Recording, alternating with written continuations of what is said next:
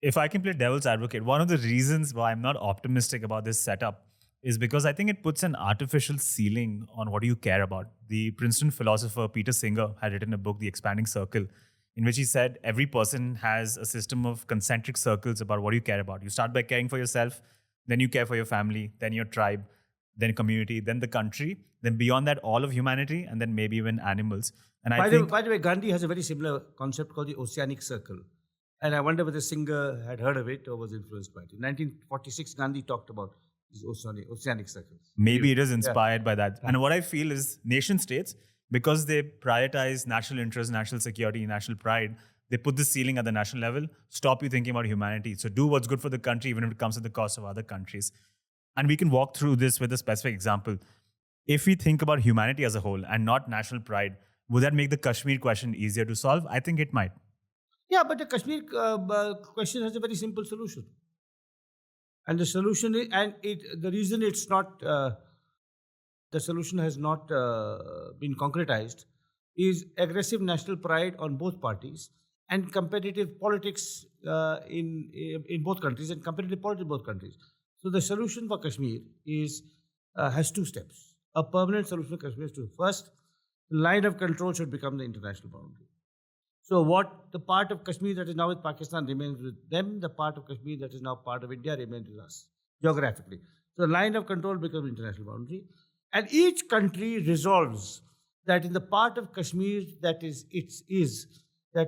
belongs to it, the residents of that part are given dignity, respect, autonomy, freedom, employment, etc., right? And not treated as a kind of colony, which in both, India has treated Indian Kashmir as a colony, Pakistan has treated Pakistan Kashmir as a colony. That's true from 1947, not merely from 2019. Now, why has this not happened? Because of competitive politics. And that is not to do, you don't have to be, believe in some kind of global vision. It's because when Vajpayee promoted peace with Pakistan, the Congress opposed it. When Sonia Gandhi, when Manmohan Singh promoted peace with Pakistan, the BJP opposed it. So it is that the opposition party, the Congress between 1999 and 2004 and the BJP after 2004 did not recognize that the national interest as well as the global interest was served by honorable compromise over Kashmir. Right. So I don't think you have to be a world citizen to recognize that Kashmir is solvable within the existing parameters of what India is and what Pakistan is. Yeah, I guess the problem is as long as you have a nation, you'll have this national pride. Like, who's ready to give up?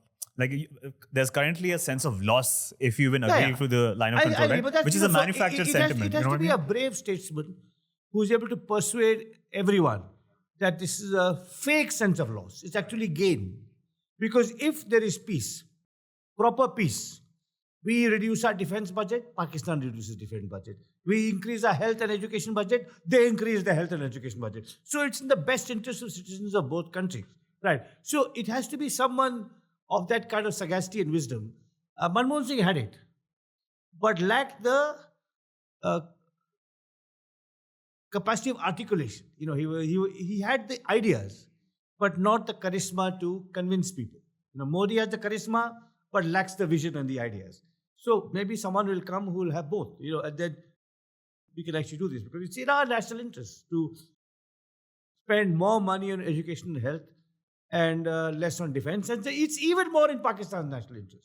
So today, when Field Marshal Munir says this is a jihad and we will reclaim the valley, he's acting against the national interest of Pakistan.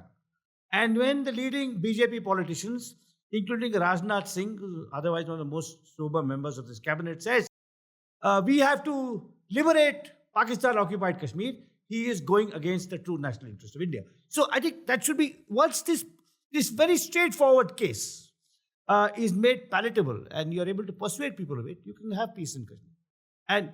And to the immeasurable benefit of the citizens of India and Pakistan.